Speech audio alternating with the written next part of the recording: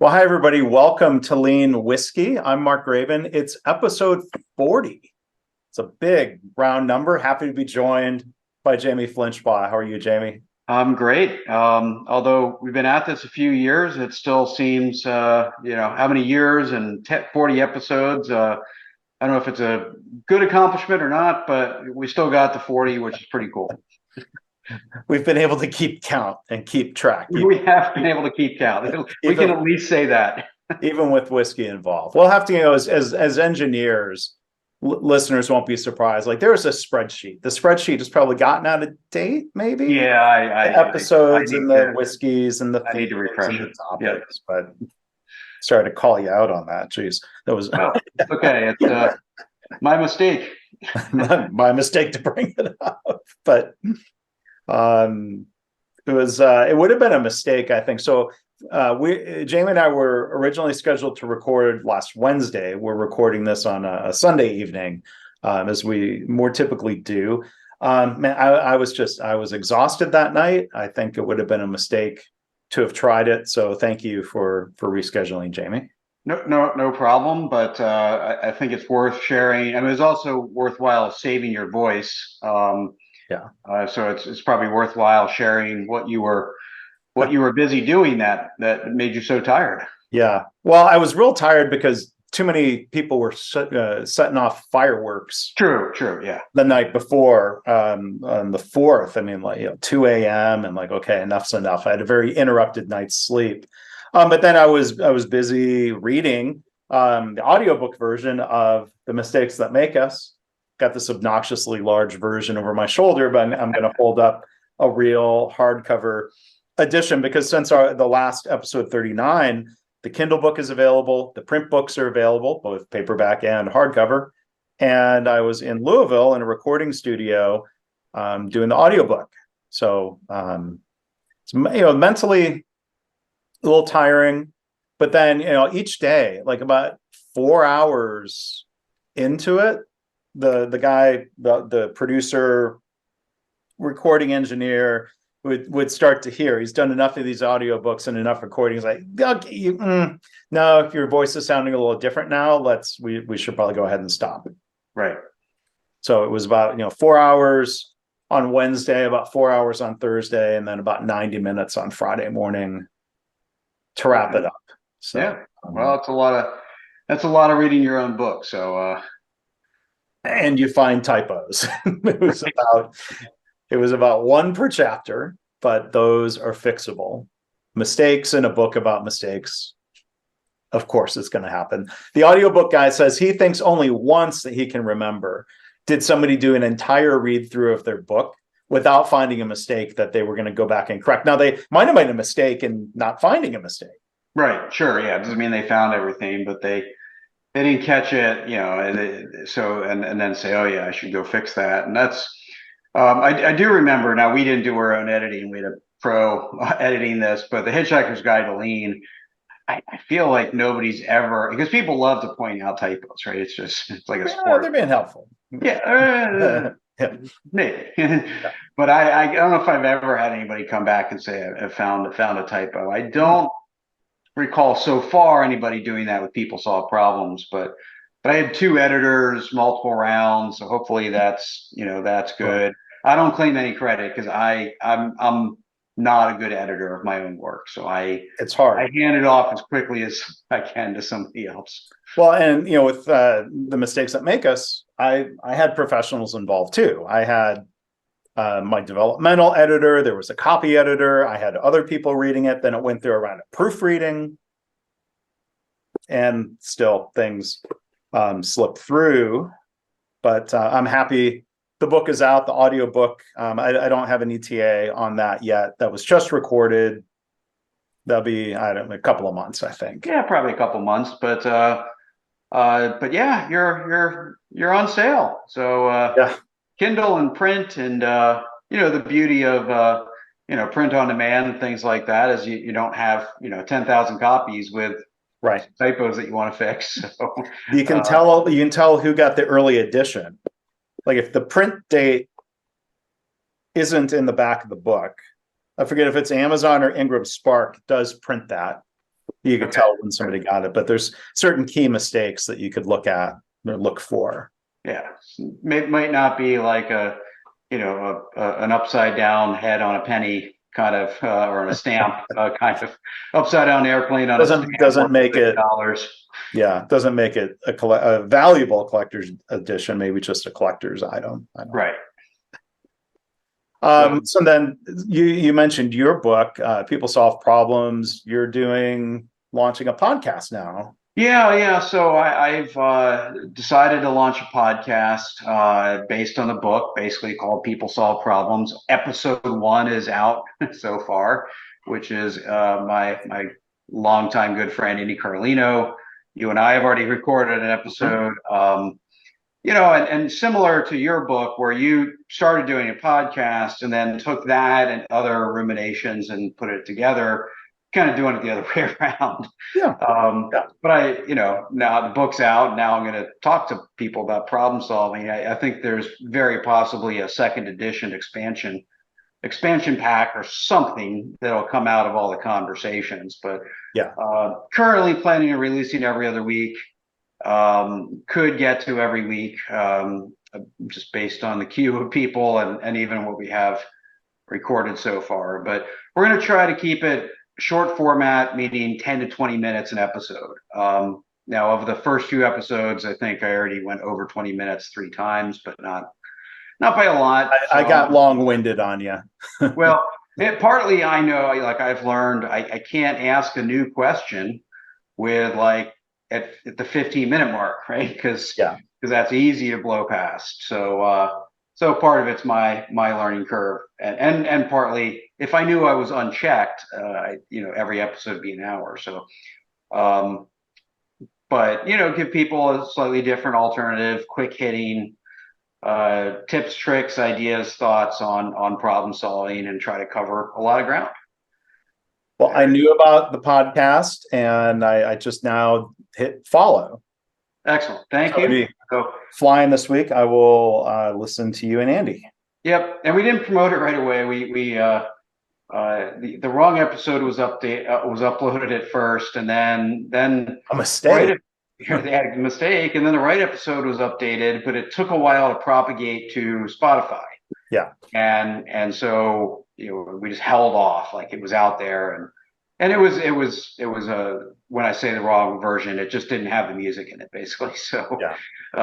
But we still wanted to fix it and send out the right one. So I know I got a text from somebody going, "Oh, I listened to the episode. I didn't even realize it was out yet." So nice.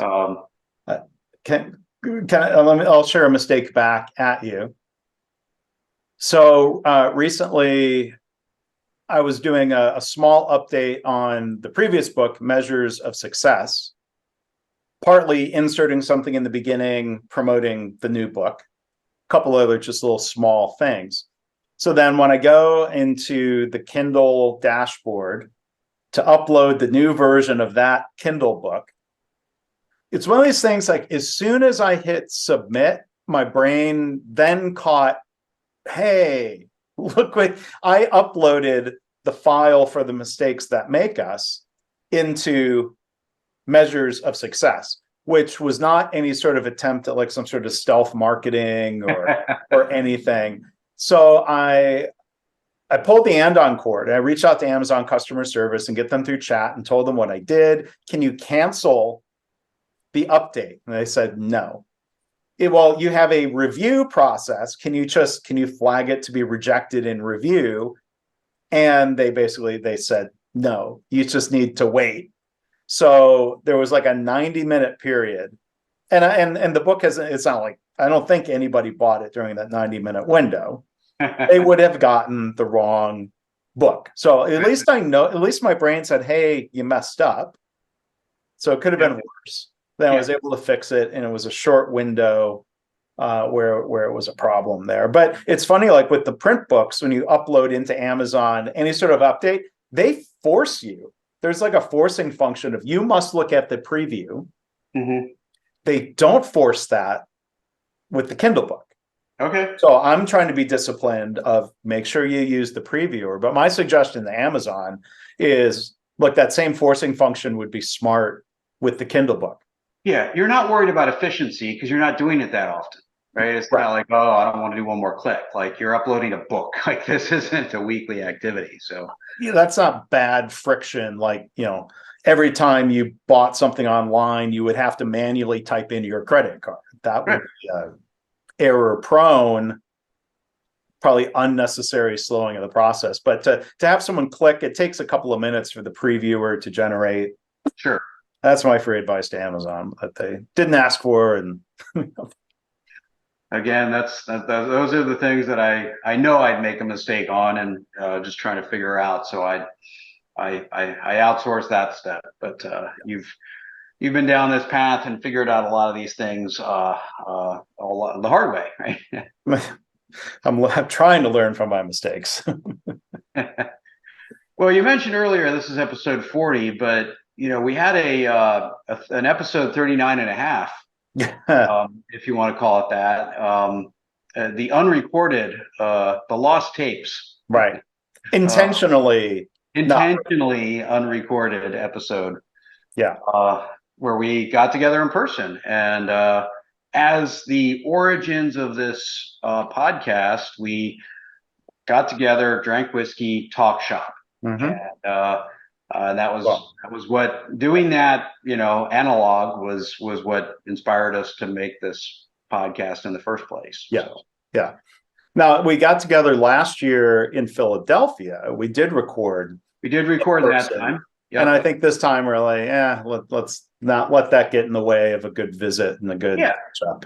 Exactly. So I appreciate you hosting me and getting to swing by, and we paced ourselves, I will say. Yeah. We paced ourselves, but we got out and experienced some whiskey, including a tour of New Riff. Yes. And we're gonna sip and talk about New Riff. But I tried showing you some of the finer places here on the very northern tip of northern Kentucky bourbon country.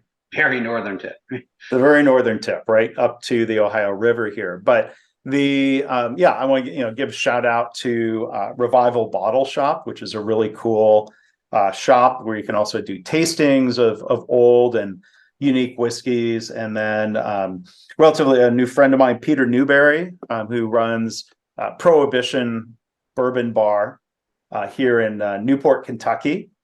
It's funny, it's within a place called Newberry Brothers Coffee Shop. I'm not convinced yet he has a brother, but it's mainly a bourbon bar. And so I want to shout out Peter because when Jamie and I were talking to him about the podcast and he loves this concept of learning from mistakes. So Peter wants me to come bring some recording gear. Thanks to you, Jamie, for letting me borrow it to record at least one episode, like in person there at his bar. So that might that'll be a fun thing to do at some point. So hello to Peter and Jamie. I had a good time hanging out with him.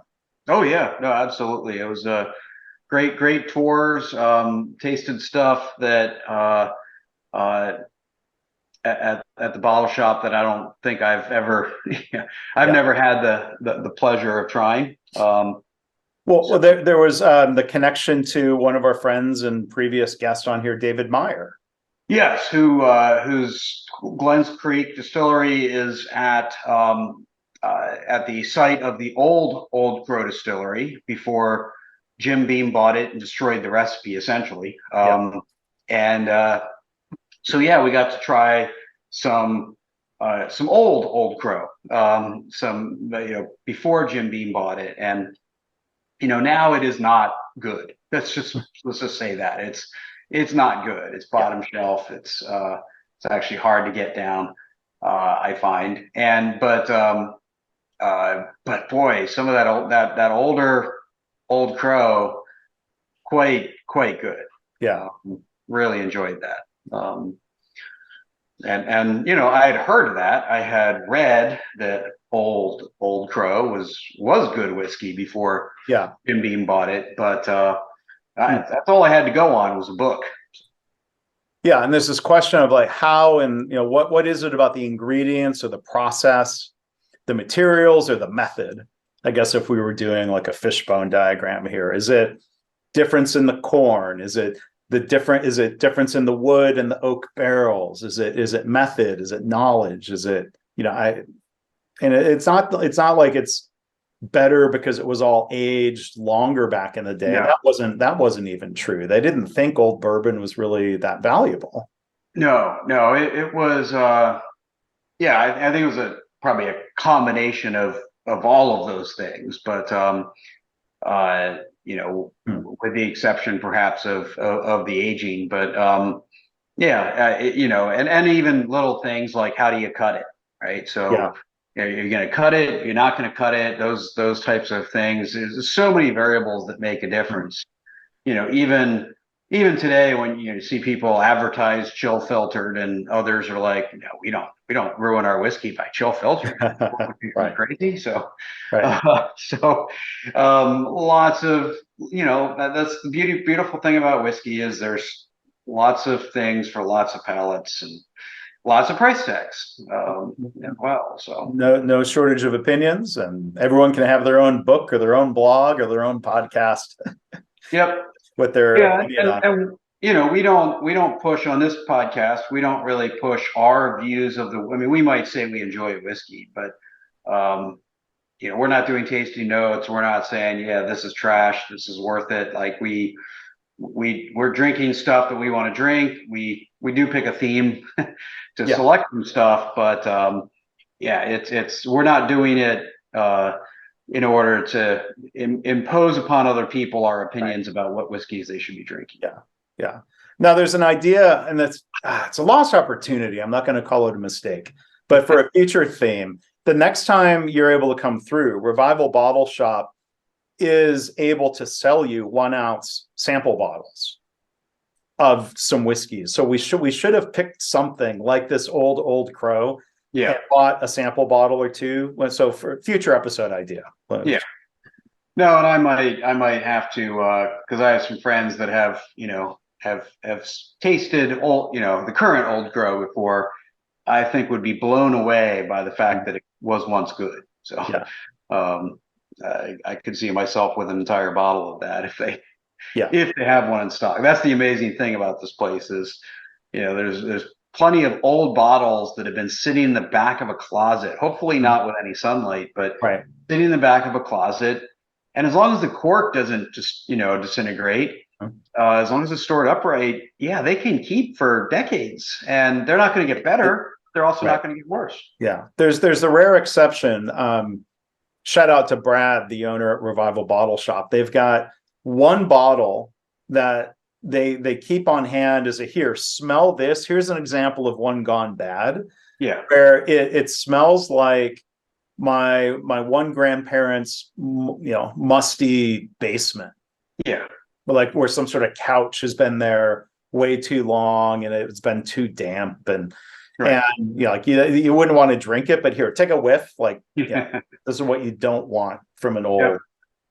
old bourbon. But And it could be, it wasn't sealed well. A lot of light yeah, got into it.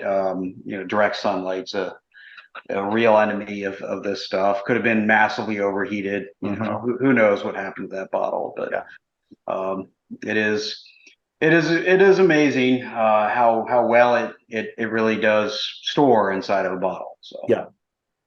So it's fun going there, and then having the chance to go to New Riff to have some newly made bourbon and rye. Newly meaning some recent years ago. We've got right. something here that was distilled in 2016. Do you want to talk at all about like anything from to use the lean language, our Gemba visit, or do you want to taste first and then talk about the tour a little bit? Yeah, well, we can talk about the tour. It's an interesting place. I'll let you tell the origins with the liquor store, but what I found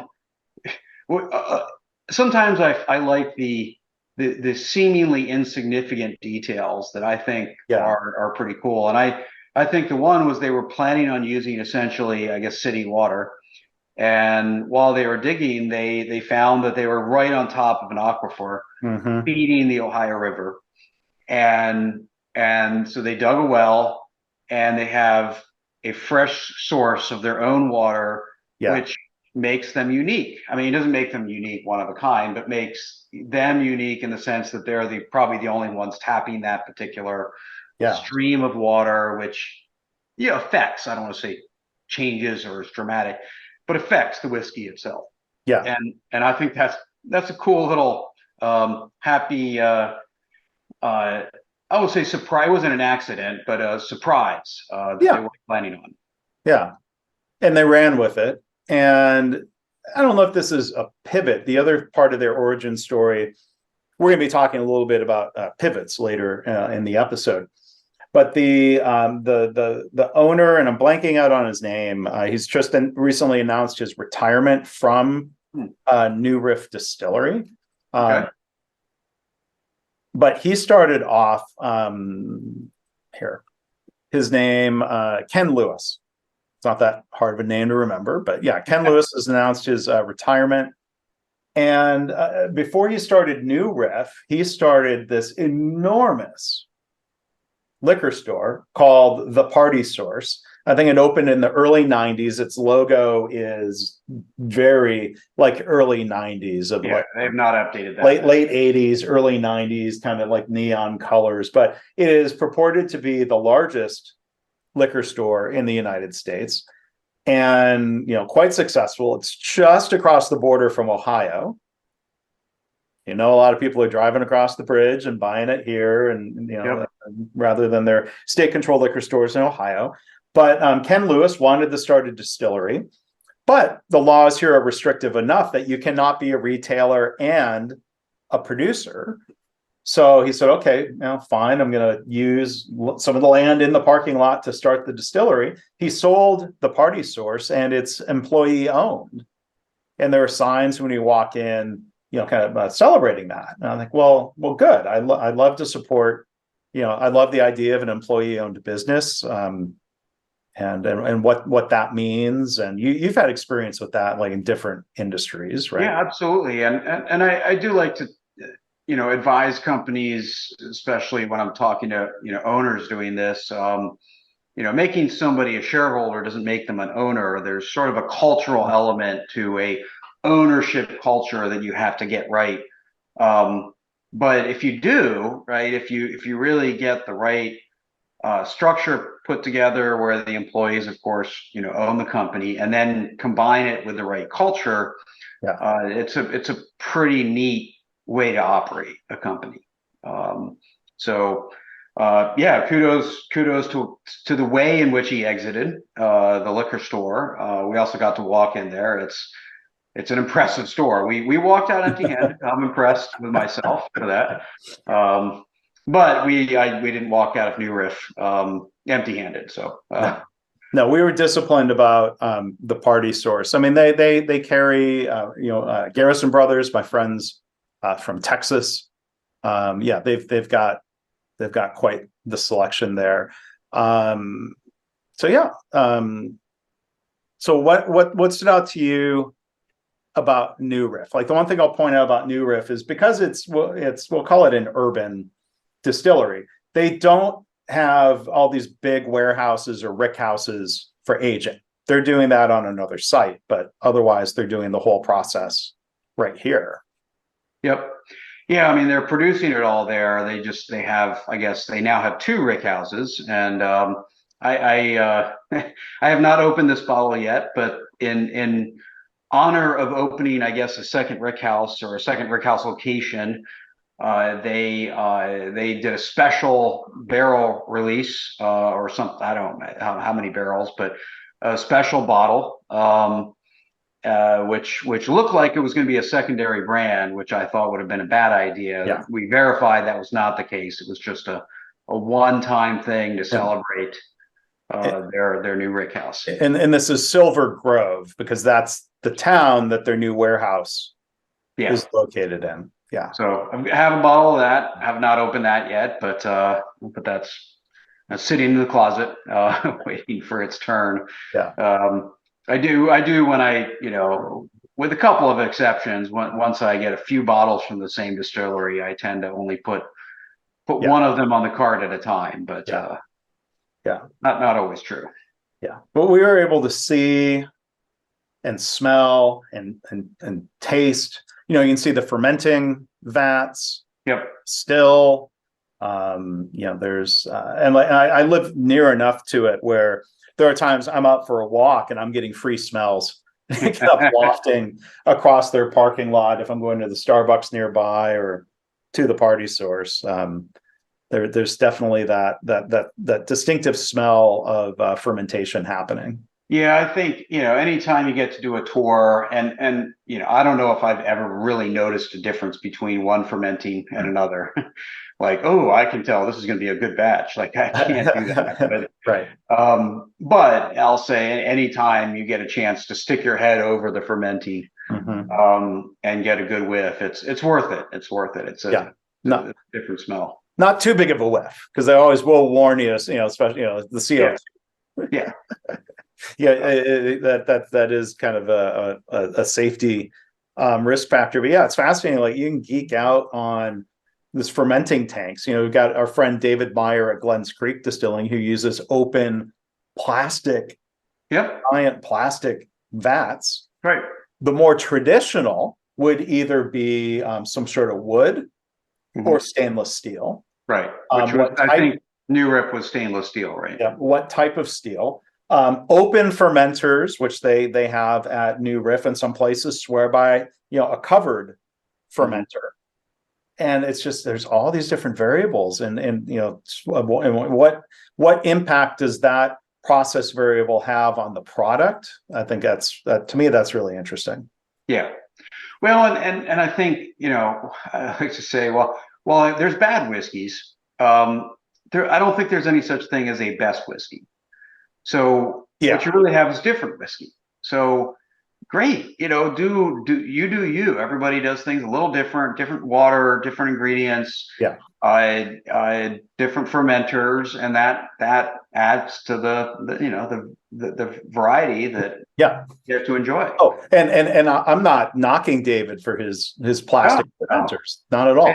You think, well, plastic's super sanitary and easy easy to maintain and likely has no impact itself on the fermenting process, and he's doing smaller batches too, so he's not worried about these giant vats they have at New Riff because he's doing, I mean, he has more different products in a bottle than New Riff does in a smaller operation, so his ability to experiment and test and learn and do all these sort of things is very, very different. Yeah, for sure. So our theme on the tasting is New Riff, and something you had picked up. I already had a bottle, so we'll call it essentially the same thing. Yep, same thing. So it's so we had tasted this while we were there. The 6-year malted rye, Kentucky straight, bottled in bond. And to emphasize for those who are watching, again, this has been open quite a while. Mine not as long, but it also has some decent pours out of it. It's New Riff has this interesting thing where they black out the top of the bottle, which is even though the bottom's clear, it is good for. I don't think this is why they do it. Certainly good for reducing the sunlight, but yeah, when we tasted this, it tasted very different than some of their other ryes, and was quite good. Great color for those that are on camera. You can see the color there. Really, really nice color, and I think all around good long finish. Would you call that copper colored for those who are just listening? Yeah, at the probably heavier than copper colored, but it's not a super deep brown, but it's certainly not the lightest. It's kind of medium darkness of color there. But malted rye is interesting in that people listening probably know that Scotch has malted barley, a single malt Scotch would be 100% malted barley as the grain. Now, most every bourbon or American whiskey producer uses something like 5% malted barley Right. in their recipe for the enzymes and other factors and the process. But you can also malt rye. So typical rye, if it's a so the thing I'm going to taste side by side and compare is a different new Riff. I did just open this, a single barrel rye. Okay. So unmalted, Right. which is more typical, whether you're producing a rye or a bourbon that might have 30% rye. The malted rye is sort of the uniqueness here. And as I was telling Jamie when we were at New Riff, like I was a little scared to try this malted rye because the first ever malted rye I had was from a place in Texas, not Garrison Brothers. I'm not going to call them out, but it was a malted rye. It was gifted to me. I thought, oh, this would be interesting. And it was just terrible. And I don't know. I mean, like what I imagine like water wrung out of dirty sweat socks would have tasted like. I mean, Yeah. like it was, to me, I think just objectively bad. I don't know if it was bad or if something had gone wrong. Right. But part of me thought maybe I just don't like malted rye. I really love the New Riff malted rye.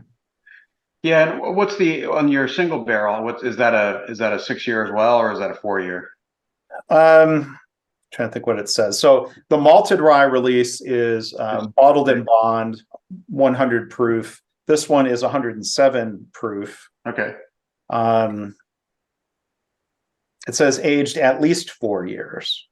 Yeah. So it was barreled. Then it says more specifically, because it's a single barrel, it was distilled May 2018 and it was bottled June 2022. And I probably bought it last summer. Okay. After we moved here, but there's a barrel number and there's 4-year-old. And I don't know for sure if it's because of the malted aspect, but I do think this has all the depth of a regular rye, but a little bit less of the sort of harshness and spice that you can sometimes get with a rye. Yeah. So again, I don't know if that's because it's malted or if it's this particular expression, but I think it's darn good. It may not be my number one rye of all time, but it would make a top 5, I'd have to say.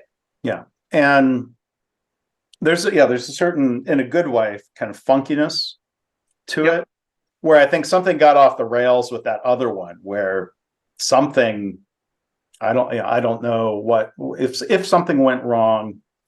The thing to a manufacturing analogy, was it a design flaw or a manufacturing defect? Right. Well, if you didn't like it that much, you're not going to go buy a second barrel or a second bottle. I mean, I rarely pour anything out. I just went ahead and poured it out because I'm not going to share that with anybody. No, so sorry. Nope. You could be like the Revival Bottle Shop and be like, here, smell this.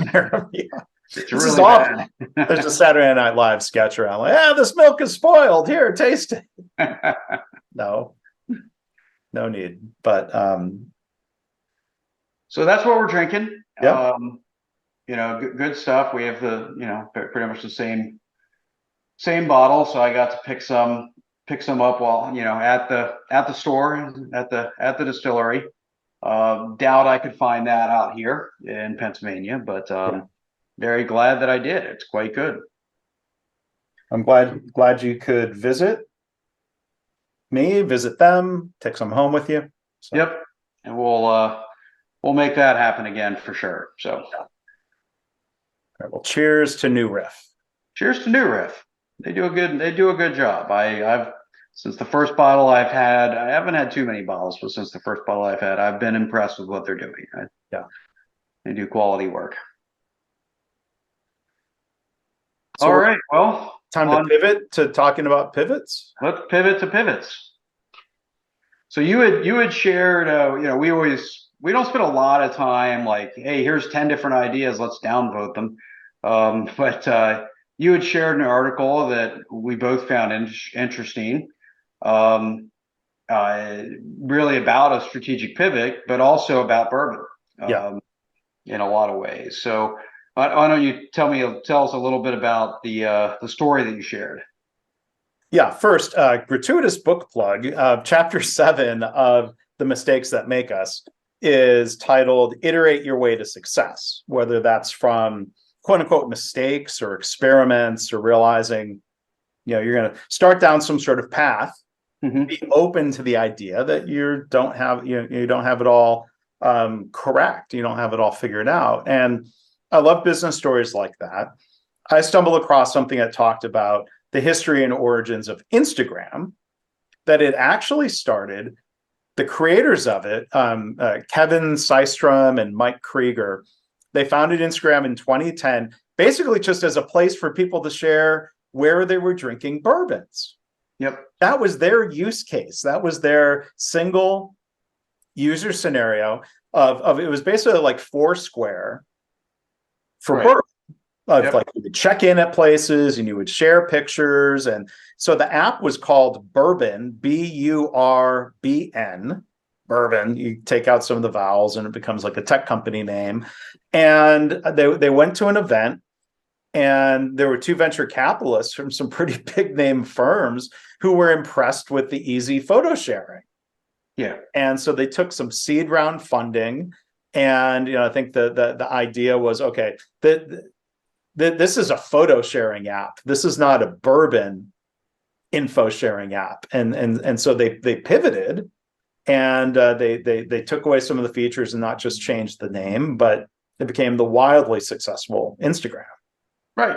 Which is, I kind of wish bourbon existed again, and spun it off as a separate, it really gets specific around where people go to get a good glass, especially if you could share a price list. Because right now, how much do you have to pay for an ounce of whatever is all over the place.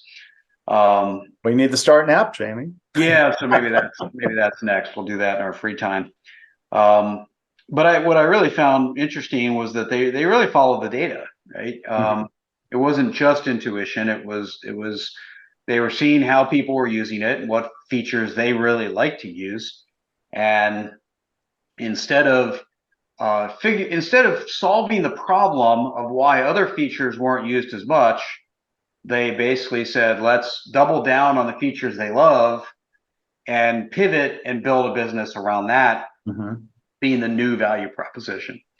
And so Instagram was born, and obviously grew a great deal to be acquired by Facebook, now Meta.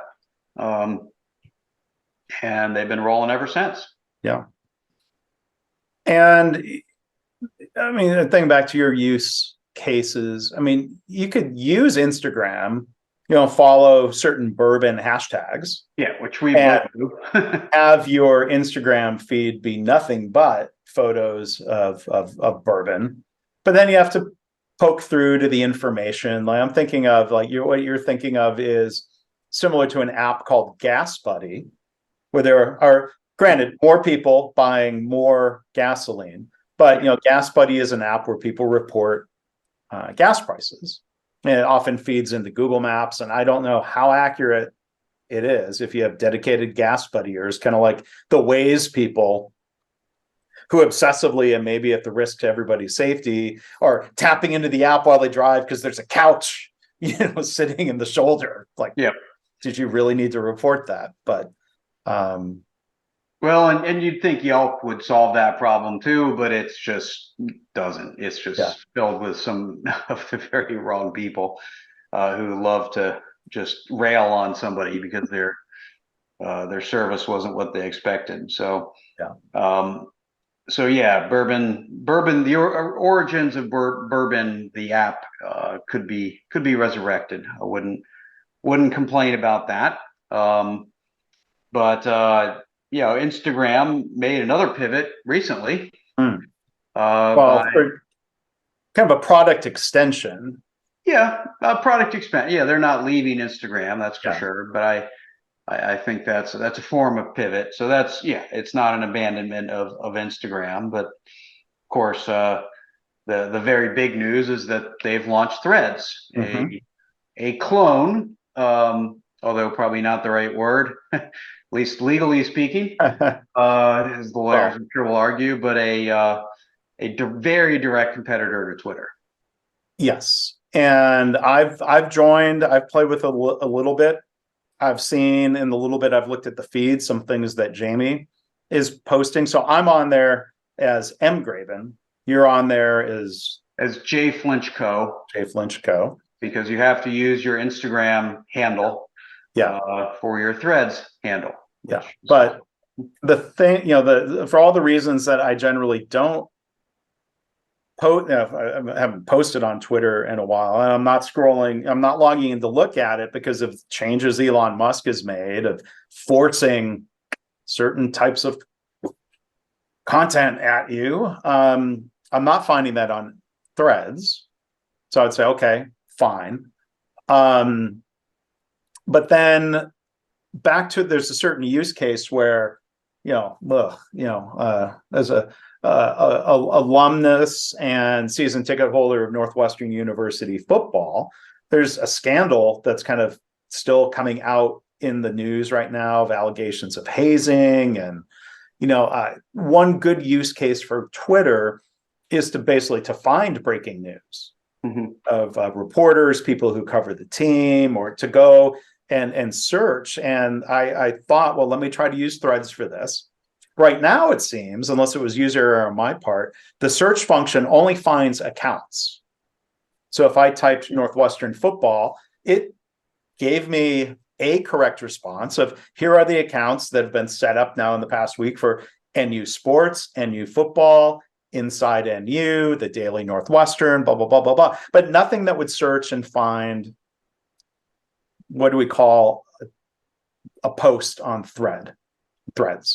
I just call it a post, but so I kind of held my nose and went on Twitter to go search for kind of now very specific thing, not Burbn, but what's coming out in terms of allegations or news or confirmations or whatever, around this football thing. I couldn't figure out how to do that on Threads, and maybe that's just because it's a very early.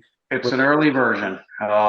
They and half the posts on Threads are about Threads. So there's no hashtags. There's no you can't search. Do word searches, or of course hashtag searches. Yeah. There's no true chronological timeline. You can't look at only the people you follow. Right. And there's something to be said for simplicity. Don't add so many features. Like, I kind of hope they don't add DMs.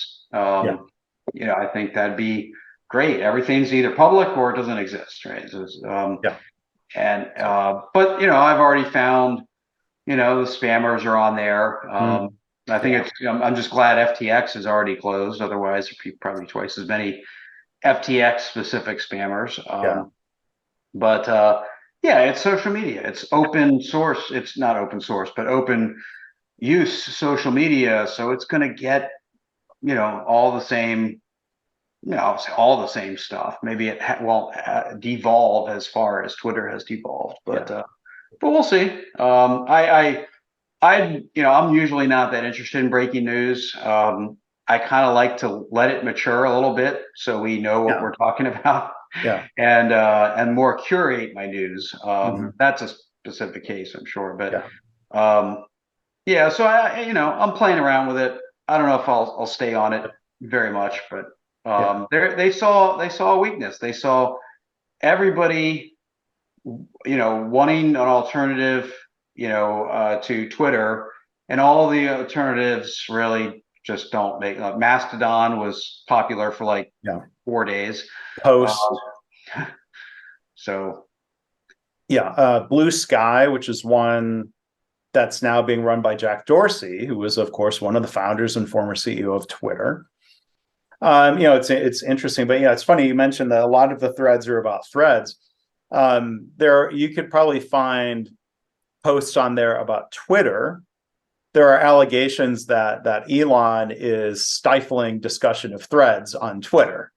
Which you say, well, maybe that's his right if it's a competitor, but that's certainly not. That's not free speech. It's not square, it's not his, right? Because he's also canceled accounts of people that he didn't like. So Yeah, I think it's probably very likely because it was number one trending on Twitter, as it launched, and I think that got shut down. Yeah. it'd be hard to believe it's not in the top whatever 10 or 20 a couple days Yeah. later. So yeah, I'm sure that's true. It's just blocked, and yeah, I mean, not only is it, it's not even a public company; it's a private company. So Yeah. not only is it not a public service, it's not even a public company; it's a private company. So you know, do with it what you want. Right? You want to destroy it, destroy it. You want to change it. You want to censor some stuff, censor it. It's your right. A little hypocritical, but Yeah. it's okay. It's his money. He can do with it. Well, it's not all his money. Well, I was He going to did say he's borrow a going to be. lot. He's got some. He did borrow a lot of He money. borrowed. Yeah, he's beholden to quite a few people here, so it's not like it was all just him writing a check. No, that's true. But still, No, but I mean, this is competition. It's probably more an opportunity. This might be more of a representation of an MVP, a minimum viable product. Maybe Threads will evolve more so than Pivot, but it's different competition compared to supposedly, I don't know where it started. The Elon Musk and Mark Zuckerberg had somehow agreed to do like a cage fight. And I don't think either of them drink. That sounds like the type of decision that would be blamed on whiskey, right? Where you guys drunk and you decided to do a cage fight. So maybe just they should keep their competition to the business realm. which it's on.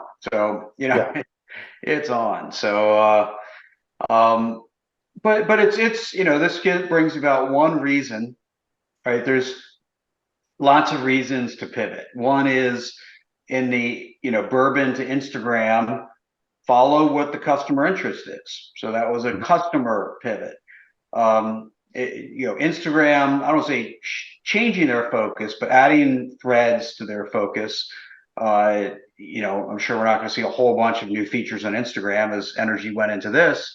Because this, remember, this is a time when Meta's been very publicly laying people off too. So it's not like they had, just nothing to do. So that pivot was basically looking at a competitive advantage. So you see Twitter struggling, you decide to strike. So, so that's another reason to pivot. So there's all sorts of reasons to pivot. Some are in your control. Some are influenced by outside factors, right? Regulation can be one, competition can be another, changing customer interest can be another as well. A whole bunch of reasons to pivot. Yeah. So I think when you look at changing demographics or changing product use, I think one of my favorite stories was Play-Doh. Play-Doh was originally a compound used to clean wallpaper. And so you like it's kind of like you get that putty to clean your car, like same concept. Like you roll it on the wallpaper and it takes off the gunk. But people stopped putting up wallpaper. Right? Wallpaper was in everybody's home. Then it fell out of favor. Nobody wanted wallpaper. They wanted paint, and that trend hasn't changed. And so they said, well, they actually noticed, that their use case for their entire product line was going away, but they noticed that kids also use their product. And I don't know how they noticed, but also use their product for basically modeling, modeling clay. And so they rebranded it. They became a toy company essentially, and Play-Doh has been with us ever since as a child's creativity tool. Yeah. Yeah. And there's examples of these pivots or happy accidents or whatever you call it. Both Twitter and Slack started as internal messaging apps at different companies. Slack at a video game company. So there's more of a type of thing. It's more along the lines of some of the KaiNexus origin story, where Greg Jacobson and the team at Vanderbilt built an app that they were using in-house. And then there was recognition, that's a product. That's not a tool just for us. That's a product others would and could use. Yep. Yeah, and it's I think designing something to solve your own problem and then finding out that you did a really good job at it, and it's a product, right? So Slack and Twitter being two cases of that are pretty interesting. A little less successful than either of those by orders of magnitude. My grandfather, many years ago, decided he needed a better profile grinder. And so for those who don't know what a profile grinder is, I don't. you have you want to grind a profile of something you already have. And so basically you follow the profile on one wheel of the whatever you're trying to match the shape to, and then it would grind that profile in the fresh metal. So he needed a better one, so he built one, and it was pretty good. So then he started making them for other people, and it became known as the York grinder. I don't know how many he made, but he made enough that it's a product out there. You could still find them on really old ones on eBay. I don't think you need one anymore, but like that. But it was just he needed one for himself, so he made one. Turned out he did a pretty good job at it. So make more.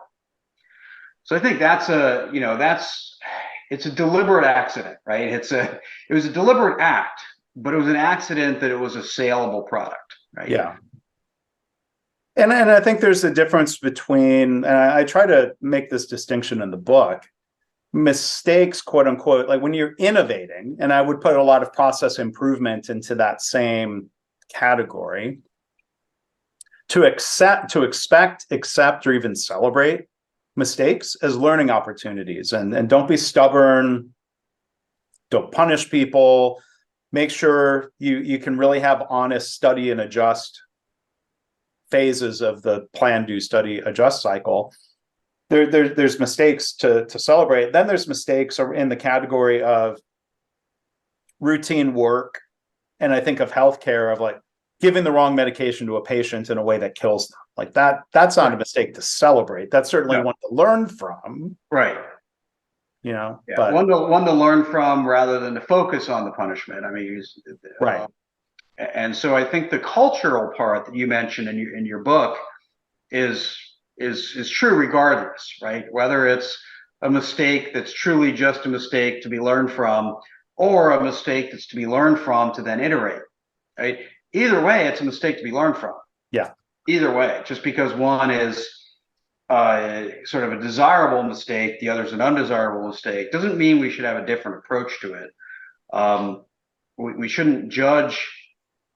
We might judge whether we keep the mistake based on whether it's useful or not, but we shouldn't judge the mistake happening differently just because it produces a good outcome or a bad outcome. Mm-hmm.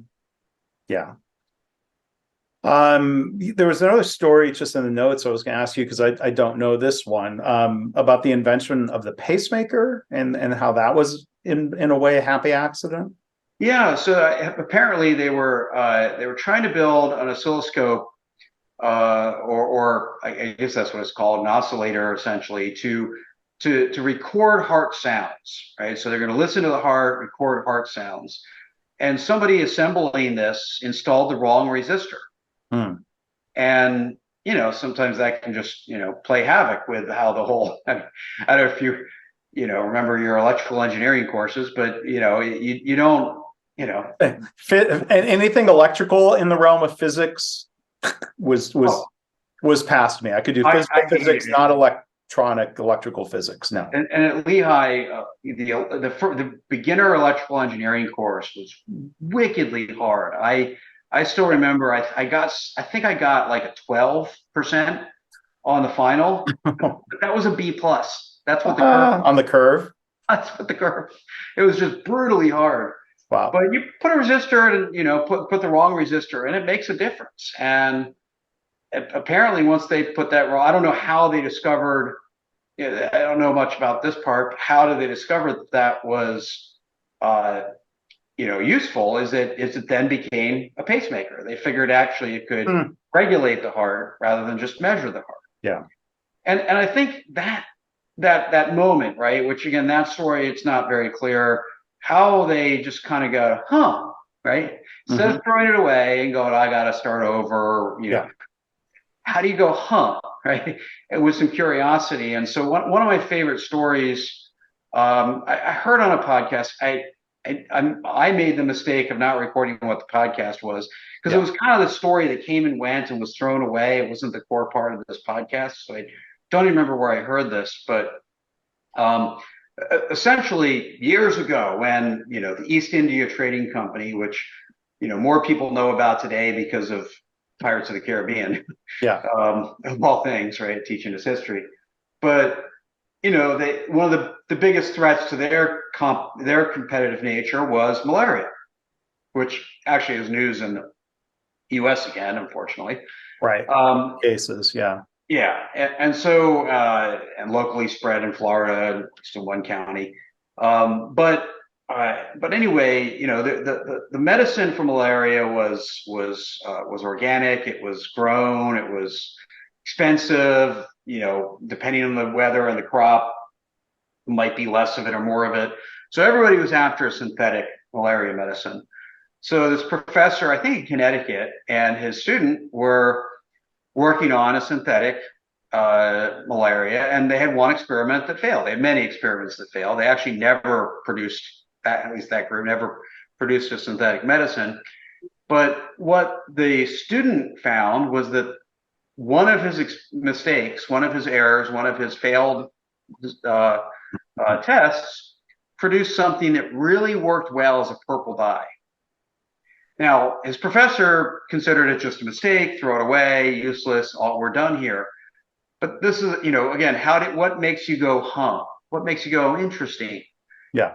And in this case, the guy as a hobby, was an artist. He hung out in the artist community. I don't know if he painted or I think he was a musician, but he hung out in a different, community on the side. And he's like, you know what? We could use a good purple dye. We don't have a good purple dye, and this is a pretty good purple dye. And his professor was against it. He decided to go in business. It happened to coincide with someone in the royal family, purple being their favorite color, which made it in fashion with everybody else. And he built a factory and, became very successful making purple dye for the world. But it was because of that, like, other activity in the artist community where his curiosity took the mistake, and instead of throwing it away, said, "There's something here. Right? There's something to be done here." And I think that moment, right? That how do we learn the right stuff out of a happy accident is very interesting to me. Yeah, and there's a couple stories like that in the book, actually, from each of our whiskey distilling friends, Garrison Brothers and Glens Creek Distilling, of how and why Garrison Brothers came to use white corn instead of yellow corn. There's a happy accident story there. And then David Meyer's oops, where he forgot to order rye and he ran out of stock, didn't have a good Kanban system. His colleague, his employee, John, said, well, what would happen if we tried doing a 100% corn bourbon? So Dave's a good experimentalist. He said, let's try and find out, and that's a product they ended up deciding to age. Then they decided to sell. Now, I don't think they've decided to make more, but make something positive out of that. And I think organizations that are better in general about how they respond to mistakes are of that mindset then to take advantage of a happy accident. Right. Well, and I think, I agree entirely. And as you indicate, that iteration in the space of innovation sort of requires that celebration. I think everybody probably knows at least some aspect of the, one of the more famous stories, which was 3M's Post-its, right? Which was, they were actually trying to make a strong adhesive. That was the goal. Make a strong adhesive turns out they made a weak adhesive. Yeah. Yeah. And so it was shelved. And again, that moment where you recognize you have something, it took someone else to sort of recognize there was value there, and they figured out the application that then became, 3M Post-it. But it 3M was a company that, at least at the time, celebrated innovation, and they knew that their hit rate was going to be very low. But Yeah. that's okay. They're gonna try a bunch of things and celebrate all of it along the way, which I think is pretty cool. Yeah. Yeah. Lots of fun stories like that out there in the business world, and more to come. So, I mean, Jamie, as you've worked with different companies, especially at early stages, I mean, are there kind of factors that in your mind help lead to successful pivots, to even thinking of, well, instead of declaring something a failure, to be constructive and figuring out how you should or could pivot? Yeah, I think at least as it applies to like product or business model strategy, I think the idea of holding your assumptions loosely is one, right? Like, okay, we believe, right? That's different than I know, right? Exactly. Right. And we believe this to be true. We believe customers want this. We believe that they won't pay more than X, whatever that might be. But hold those assumptions loosely, and as you get data that might change that, be open to that, right? As opposed to discarding that data because it conflicts with what you believe, right? So hold assumptions loosely is one. I think this goes back to the purple dye story, is have a wide aperture, right? Look at many different things. Look at other industries. Look at how they operate. I talk about this a little bit around creativity in my book, People Solve Problems, but sort of, ask yourself, what would Chick-fil-A do with this problem? What would Amazon do? What would Disney do? And so if you look at other business models, other companies, and kind of compare it to your own situation, I think there's a lot that can be learned. And then one that I know that's goes back to the sort of the chapter you talk about with iteration, but it's just test to learn, right? Right. Experimentation, test to learn, try some things, and so if something's broken, test to learn a lot, right? Yeah. And if something's not broken, test to learn to challenge yourself, right? So even if you're testing on the fringes, like, hey, I think customers would only pay. I tell a lot of entrepreneurs, especially those that I work with, who are like really altruistic, like they're trying to solve a societal problem with their business, so they don't want to be greedy. It's like, yeah, but if you make money on your product, you can give your money away, right? You can then give product to people that can't afford it, whatever that might be. But just simple questions like, how do you know they won't pay $150, right? Try it, right? See what happens. So I think that test to learn and experimentation becomes, those are three things that I think help a great deal. Yeah. Yeah. I'm going to give a shout out to one of my favorite people in the business world, Rich Sheridan, and his most recent book, Chief Joy Officer. He was a guest on My Favorite Mistake, to be released soon. And, he said something, he talked about their tendency within Menlo Innovations. If in doubt, or there's a question, he says, run the experiment. Just that simple. Just go run the experiment. And, it's good on being able to have honest PDSA cycles when you do that, which is different than go prove that works. Like, wait a minute, that's going to get you in trouble. Right. As opposed to run the experiment. Yep. And then I think even back to Toyota people, I'm sure you've had some similar influences of just distinguishing the difference between an assumption and knowledge, and state your assumptions. So like people in kind of entrepreneurship, lean startup communities really emphasize stating your assumptions and going and testing assumptions, or answering the question of, well, like, or thinking through what assumptions must be true for this to be a success. And then how can we gather data, run experiments to replace assumptions with data, and knowledge. I think that's, the Toyota people would ask, like, what do you know and how do you know it? Are you guessing? Yep. Or do you? Yeah, I think those are good questions. I always like to ask, because those questions in the right culture, once you've got that culture, Yeah. I think that can land well. If you lead with those questions when the culture's not ready for it, I think it can come off very accusatory. Sure. And so one of my, favorite pairs of questions, I guess, is, what do we not know, and what's the best way to, what's the best way to go learn? So it kind of assumes Sure. there's some learning to happen there. And it says it's okay to not know. It's okay to not know, right?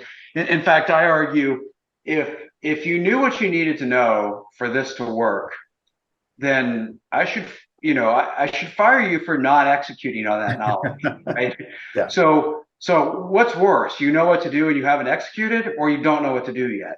Yeah. Pick your pick, right? Because it's one of those two that we're generally faced with. So I'd much rather it be, I haven't figured it out yet. That's okay. Go run the experiment.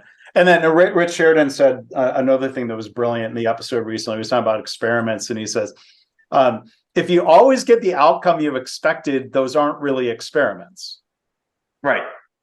So don't hide behind, like, to your point, if you know something's the right idea, just go do it. Just go do it. Go PDSA it. Don't hide behind or, kind of play games with what some might call, experiment theater.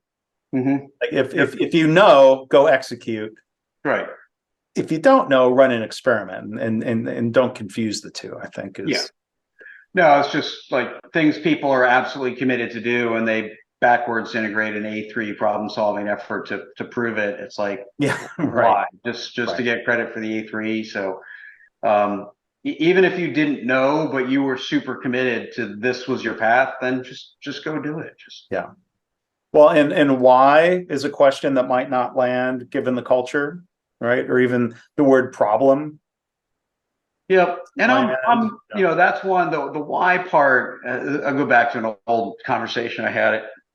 That's one I'm willing to, like, confront the culture with, right? So if, like, our culture can't handle the question why, I'm like, fine, we're going to break the culture then. So that's, and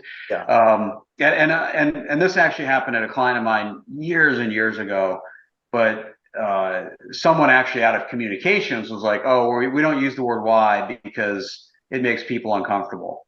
I'm like, well, that's where we learn, is when we're uncomfortable. So I'm okay with all that, right? And so there's you want the culture to bend, not break, I guess. Is what is your culture ready for? You probably need to stretch a little past what it's ready for if it's going to move forward. Yeah, I think we call that leadership. I think we do. Yeah, I would. We can at least start calling it that. That's right. Because you can identify these things and realize now that's a challenge to work on as opposed to a barrier. Really, oh, right, okay, people don't like the word problem. Fine, we'll never use the word problem. There's a better approach than that. Yep. I don't want to play the audio because we'd get in trouble from a licensing standpoint or anything, but we were talking about holding assumptions loosely. In my head, I start hearing the old 38 Special song, Hold On Loosely. Do you know that song? I know the song, but I'm trying to replay it in my head, and I'm not going to ask you to sing it. So no, you don't want that. I'll do a Spotify check later on. So when I hear that song now, it's going to be a song about assumptions. Yeah, I think the song's coming in now. At least I think it is. But dating ourselves, and the other reason, I'm not going to go into any detail or anything here, but when we get together and do a live episode of Lean Whiskey that we're not recording, we're, for one, old enough to remember the song Hold On Loosely by 38 Special. We're also old enough where we end up talking about aches and pains and what have you. So we don't have to subject an audience to that. No, we don't. Yeah.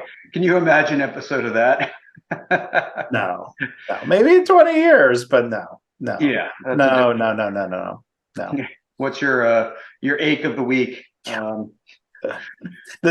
office where we're recording here is also the yoga studio, and I will sing the praises of finally getting into a 30-minute habit every day of some called yin yoga, restorative yoga, Yeah. stretching my lower back. That's something I wish I had started 20 years ago. It's like the old parable about planting a tree or starting a lean journey. Like the best time to do it was 10 years ago. The second best time is today. Yep. No, I like many forms of yoga, but yeah, yin is deep stretches. A lot of it is about the stretching, not just muscles but tendons. And that's what happens when you hold it longer. That's the whole point of yin. Um, for those that haven't tried it before, and yeah, it makes a difference. I definitely I probably could use a shoulder. I've done a lot of laps in the pool in the last 2 days, and so I could probably use an upper back shoulder yin workout in the morning. So we'll see about that. So all right, we're about ready to wrap up. Sure. All right, so we you've just released a book. You're I guess you're technically still in the process since you only just the mistakes that make us. I mean, it's shipping, available now. Available now. Order your copy. I ordered mine on the pre-sale for Kindle. Yeah. Thank you. So and of course I'm not that far out from having finished People Solve Problems. So what's your favorite and your least favorite part of book writing? I actually get, there's a lot of people I talk with, they might be retiring or transitioning into consulting. They want to write a book, so they want to talk to me about it. So, Yeah. But everyone has a different experience. What's your favorite and your least favorite? So I had to rely on some coaching to remind me of this, but I mean, I think the favorite part is giving yourself the freedom to just write. Like you have an idea, you have a plan, you have some structure, but getting the reminder on one level, okay, reminding yourself nobody ever writes a perfect first draft. My book hopefully led to success. There was definitely iteration with the book concept and structure and focus. And then Tom Ehrenfeld, as the editor I was working with, reminded me, like, don't forget to enjoy. Like, you like writing, right? Yeah. Like, so remind yourself, like, you can enjoy the writing and stop thinking of it as work. I don't think I was taking this to an extreme. So thinking of it as a burden, think of it as like, it's great that I get to take this opportunity to write and explore and think and to enjoy that. I think the least favorite, and some of this is more about my generalized impatience, but just the batch and queue burping along through the production process and value stream. Yeah. Is the hardest thing, because like when you finally got it done and then you're like, okay, yeah. So now let's get it out there. Yeah. And right. I instead of going through, like in the past when I went through traditional publishers, it was about a 9-month value stream cycle time. Yep. Not uncommon. 6 months, maybe. It's like the fastest. Now from me, and I worked with some great partners, a company in particular that did some additional copy editing, the page layout and design and proofreading and all of that. It was a 3-month process. The value added time in that 3 months was probably a couple days. Right. Yeah. So it's like any value stream. So like it was better and faster than a traditional publisher, but it was still like at times frustrating. And I know, there's always this question again, it's batch and queue. People are juggling different clients. The world does not revolve around me. Mine is not the only book in the world, and mine is not the only book they were working on. Right. So but like, should it have been 2 months instead of 3? I don't know, but in the grand scheme of things, like it doesn't matter. Yeah. No, it's tough to wait. Mine, I tried to be patient. I think mine was from my last, from my final version of writing, 6 to 9 months, Hmm. probably what it took. So my favorite part, for a similar reason, is actually mind mapping, and that's when I'm really doing my ideation. So I don't really do a chapter layout. I mind map, and I just start, capturing ideas and connecting ideas, and oh, this the same idea or is it different? So I just love. I actually do it on, good old fashioned green engineering paper. Some of the few things I still do on paper. Not on I your have, tablet or your e-ink. yeah, I do Yeah. some article mind mapping on there, but for the book it was all on there. But it's uh it's really the ideation and exploration of the idea, and then I sequence the mind map, and then I start writing based on that sequence. But it's just ideas, and I'm still curious about it, and generating new ideas. So that's my favorite part, for sure. Writing would probably be second. And my least favorite is easily editing. Um, Oh, right. it's just, I like on the waiting, I kind of just put it out of mind, I guess, and hope for the best. But the editing, I hate it. I just really hate it. So I still remember every time I get back edits from other people, and it's like, oh, I have to review the edits. It's just like that. Other pieces where people are handing work back to me, like I get to it right away. But when they hand me back a chapter with edits that I have to review, oh, I could put that off for as long Huh. as I can imagine. So Well, that's there's my tough things. Like I've gotten better at cutting material and never hitting delete, but copy and paste it into some other place that Mhm. I might use later. The one difficult thing is when you're trying to get input and feedback and you get conflicting Yeah, thoughts or recommendations. And then at some point you have to be the decider. It's your book, it's your name on the cover. yeah. No, you and I both did this as multiple cover designs, put it up on Facebook and LinkedIn and get feedback. And actually, mine showed up in my memories today, coincidentally. Yeah. Um, and I looked at some of the covers, and I'm like, oh, how did I ever consider that one? I really, but but every single option I put out there got a vote, right? So Sure. I was like, was that useful at all? I don't think it was. I think Yeah. I think it was fun to put it out there and It- see how people reacted, but in the end, I still had to make the decision, and I was yeah. happy with the decision I made. It's a great LinkedIn engagement strategy. People love voting in a poll, and then that spreads through their networks. I didn't really do that this time because my process on the cover was very unique and individualized, working with an old friend of mine who's an Yeah, artist. And I reached out to some people for input, but like we were like, this, I don't know, it's meaningful to us, and I'm not going to market test this, or like yeah. it was different than I had done on other books. No, I liked what you did, and so much so that I might ask to work with your guy next time I write write a Yeah, book, which I will do again, but I'm in no yeah. rush. It's 15 years between my last books, so something like that. I'm at a pace of more like every 5. Yeah, well, you've written multiple So it's books. worked out. I've written two, so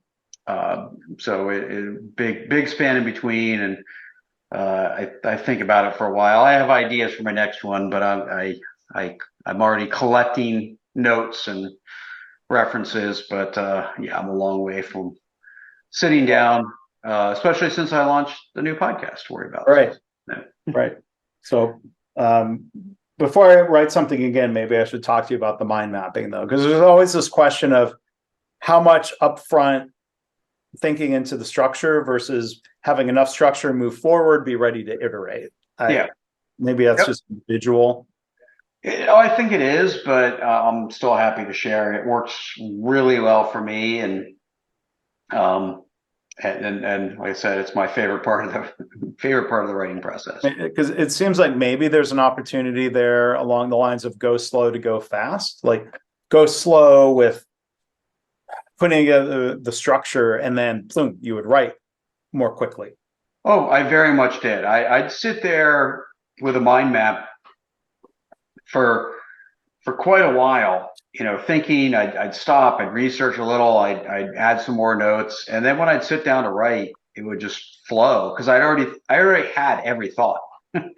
Like every thought had already come into my mind. So by the time I took the mind map and then immediately went into writing, it flowed pretty well most of the time, not always, most of the time. Well, great. Well, we All will right. hopefully do another episode before too long. Yep. Figure out Well, our pace is topics. down, and that's okay. I think we're both okay with that. We release when we want to. We do it when we want to. You have a book behind you rather than in front of you, Yeah. so that's good. So episode 40 in the books. Yeah. Not too far away from episode 50, and hopefully not too far away from our next analog in-person lean. Yeah. We're beyond the numbers where like we're not going to go find a 40-year whiskey to drink for our theme for the 40th episode. There's things that there's things that I'm okay spending a little extra on, and that's probably not one of them. Yeah, for sure. But I should have done it for the 30. Even then, yeah. Or the 25, but we didn't. Yeah. But that's okay. We have plenty of good, as we've proven, plenty of good whiskeys to choose from. I don't have anything older than a 21 year.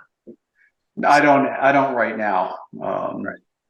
Yeah, I think that's my oldest right now. So, which is plenty old. And again, only in the Scotch category. It's right. hard to find a 21-year-old bourbon or a rye. So, but six was plenty. Yeah. From New Riff. Yep. Good job, New Riff. Yes. So I hope people will check out People Solve Problems podcast. Congratulations on launching that. Thanks, and check out the Mistakes That Make Us book on out on physical book, Kindle, and in a couple of months, all things willing, on audiobook as well. Yeah, it's available on Amazon. For those who don't like Amazon, and like it's on Barnes and Noble, bn.com. That's still there. And, if people want to order a signed copy, they can do so through mistakesbook.com as the website. Nice. Not a feature I've offered, but nice to hear that you are. So to our collective accomplishments and a fun and interesting topic tonight, and to in-person visits. Yeah. Cheers. Thanks. Cheers.